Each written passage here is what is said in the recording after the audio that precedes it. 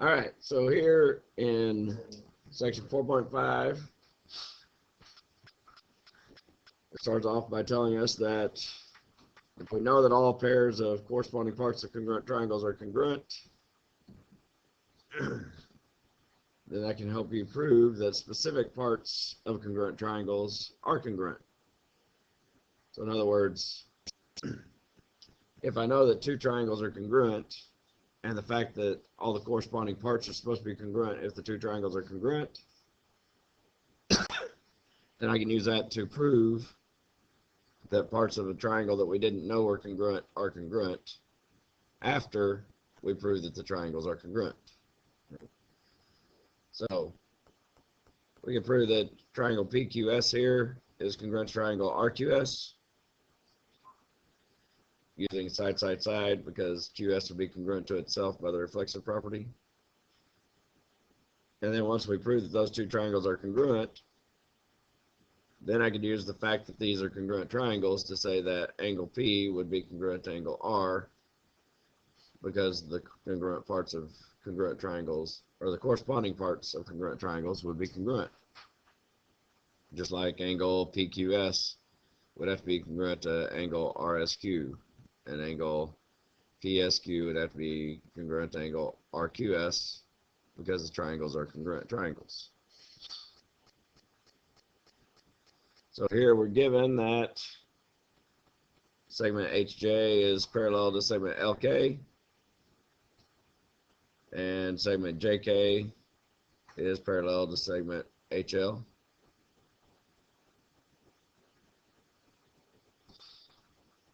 So if those are parallel lines, starting off with HJ and LK being parallel, that's a given.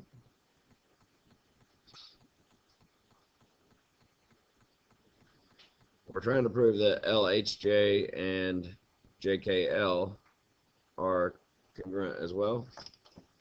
So we're trying to prove that that angle and that angle are congruent to each other. And so what we're going to do is we're going to prove that these triangles are congruent first. And then if the triangles are congruent, we know that the corresponding angles H and K there would be congruent to each other. So if HJ and LK are parallel, that makes JL a transversal. And so by the rules with parallel lines and transversals, we know that that angle and this angle would be alternate interior angles, HJL and KLJ, and alternate interior angles theorem would tell us that those would be congruent. So angle HJL is congruent to angle KLJ by alternate interior angles theorem.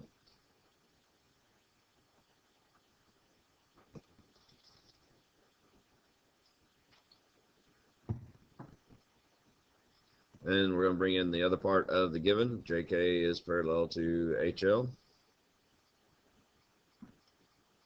So now we're talking about the sides of this figure, the left and right side. And since those are parallel, LJ is also a transversal between those two lines. And so therefore, these two angles, KJL and HLJ, are going to be congruent to each other because they're also alternate interior angles. So, alternate interior angles theorem. And technically, if you wanted to shorten this up, you could have done both of the parts of the given in one line here. And then you could have also done line 2 and 4 as one line, because the reason is going to be the same, alternate interior angles theorem. All right, so now we got two sets of angles that are congruent. Still don't have enough to prove that the triangles are congruent yet. But we know that this line right here, or this segment here, JL, is shared by both triangles. So by the reflexive property, we can say that it is congruent to itself.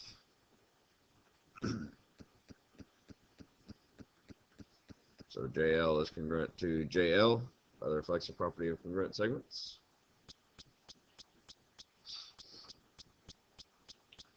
And now if I look at what I've got on the triangles, I've got an angle, a side, and an angle congruent to an angle, a side, and an angle. So that's enough to prove the triangle is congruent by what postulate? Anybody?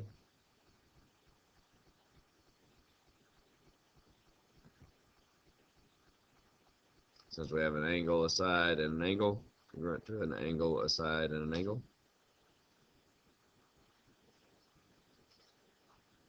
That's right, ASA.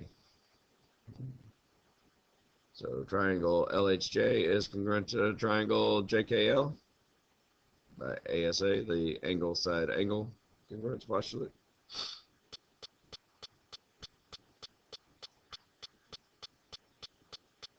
So now that we know that these two triangles are congruent, now all corresponding parts would have to be congruent to each other because the triangles are congruent.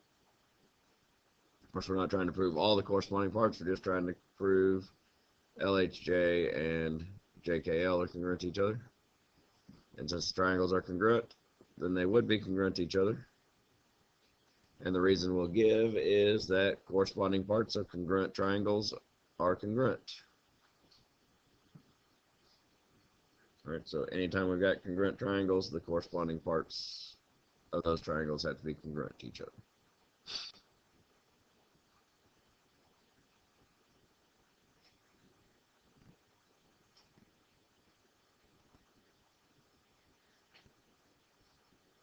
Alright, so this next one, a little bow tie looking figure here, says given that segment MS is parallel to segment TR, segment MS is congruent to segment TR, prove that A is the midpoint of segment MT. So ultimately we want to prove that this point A is the midpoint for segment MT, which if that's true, then that means that MA and TA are going to have to be the same length. They're going to have to be congruent to each other. So ultimately that's what we're going to have to do is go through the process to prove that these two triangles are congruent, so that then we can prove that segment MA and segment TA are congruent to each other. And if they're congruent to each other, then we can say that the A is the midpoint. So starting off with the parallel lines, segment MS is parallel to segment TR. That's our given.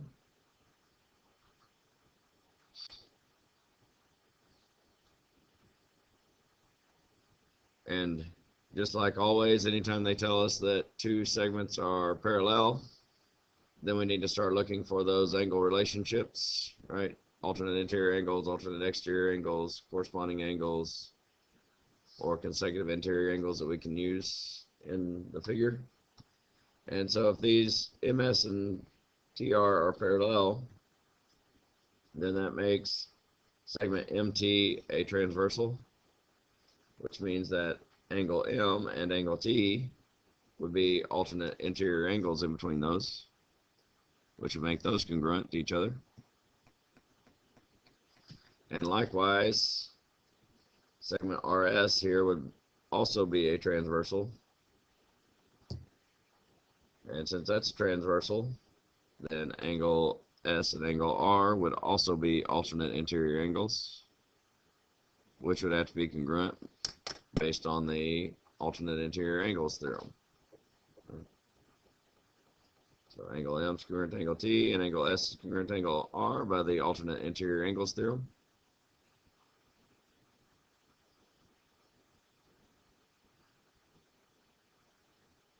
And then I'm going to bring in the other part of the given. Because right now we got two angles, we need another thing that's congruent to make the triangles congruent. So segment MS is congruent to segment TR, which is given.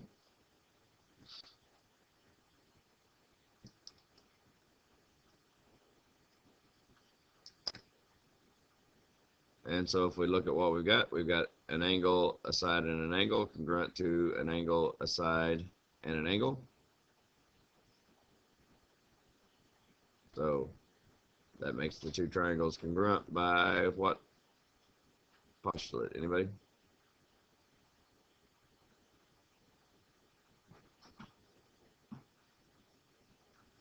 Alright, so no response, so I'll tell you it's ASA. So angle, side angle.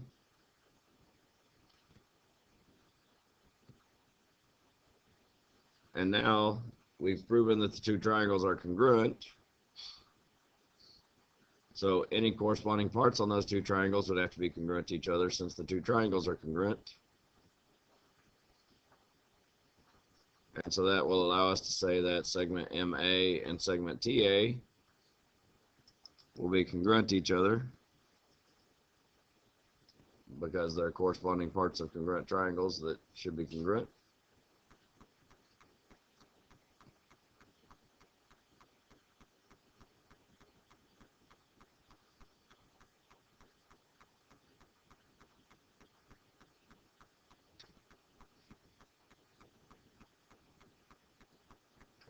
And so once we have that these two segments are congruent to each other, then that means that A is in between two congruent segments, or that A is going to be the midpoint of segment MT by the definition of midpoint.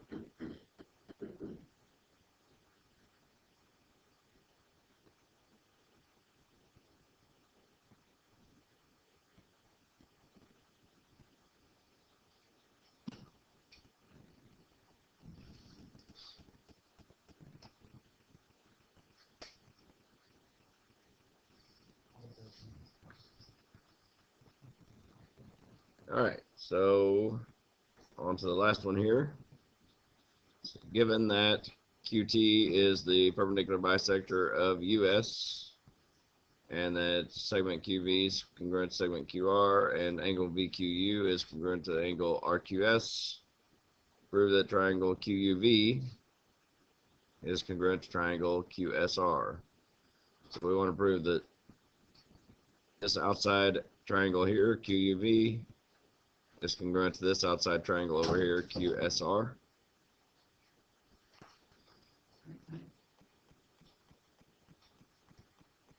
And so we start with the given.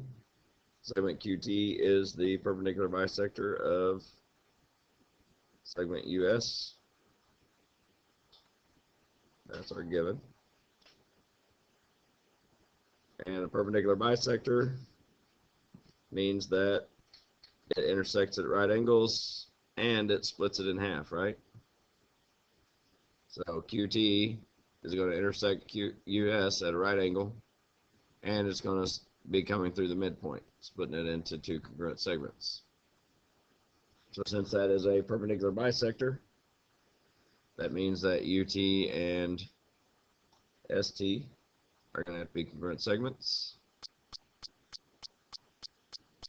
So based on the definition of perpendicular bisector, those two segments are congruent. And angle QTU and angle QTS are right angles since it's a perpendicular bisector.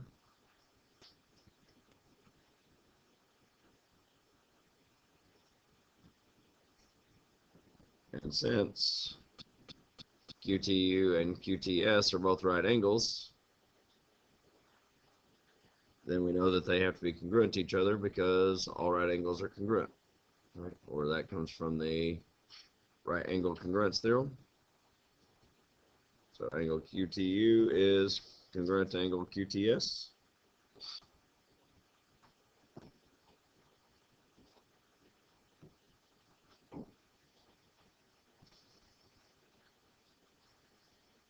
And then if we're going to prove that triangle QTS and triangle QTU are congruent to each other, right now we've got an angle and a side,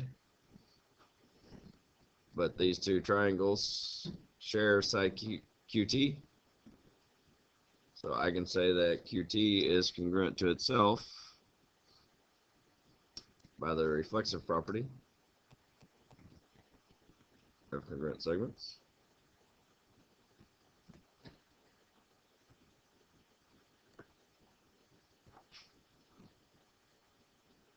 And so now if I look at it, I've got a side, an angle, and a side, congruent to a side, an angle, and a side,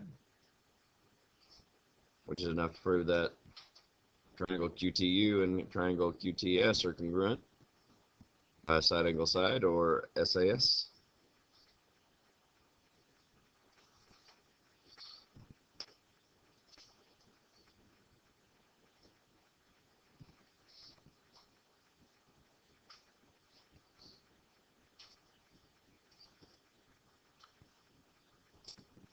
And since those two triangles are congruent, now I know that all their corresponding parts have to be congruent to each other, right? And so ultimately I'm trying to prove that this triangle here, QVU or QUV, is congruent to triangle QSR, this one over here. And if I look at what they've given me, I've already got it marked, but QV and QR have to be congruent to each other, and angle VQU and angle RQS, these two angles here, are congruent to each other. So we've got an angle and a side. We need one more thing to make those two triangles congruent. And we can get that because this side QU would have to be congruent to this side QS, because they're both parts of these two triangles in the middle that we just proved are congruent. Alright, so QU is congruent to QS. Corresponding parts of congruent triangles are congruent. Or we abbreviate that CPCTC. Corresponding parts of congruent triangles are congruent. CPCTC.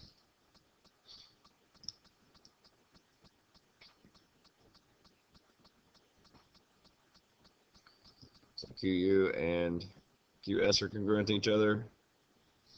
We haven't actually put the givens that they gave us of the parts of these two triangles that were congruent. So QV is congruent to QR, and angle VQU is congruent to angle RQS will be our next step,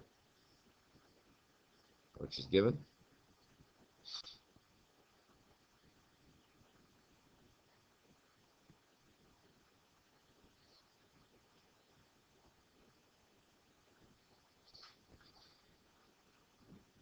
And so now if I look at it,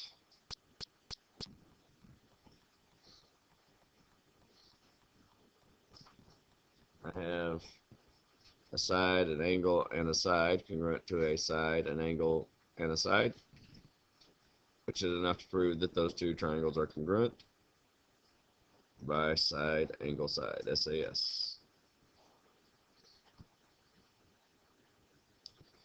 And that finishes section 4.5 note.